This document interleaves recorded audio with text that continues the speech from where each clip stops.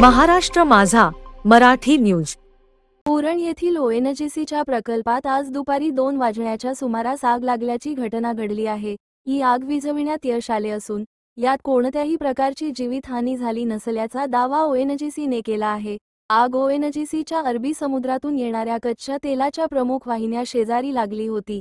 मात्र ही आग लागल्यानंतर आगीचा डोम उसळला होता। त्यातून निघणाऱ्या धुरामुळे सर्वत्र धुराचा डोंगर उसळला होता।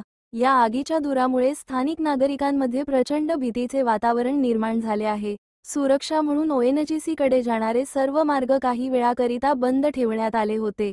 आग विझवणारे अग्निशमन दलाच्या जवानांना अभिनंदन करण्यात आले होते। ओएनजीसी मध्ये लागलेले आग विझवण्यात अग्निशमन दलाच्या जवानांना यश आल्याची माहिती उरणचे तहसीलदार उद्धव कदम यांनी दिलेली आहे।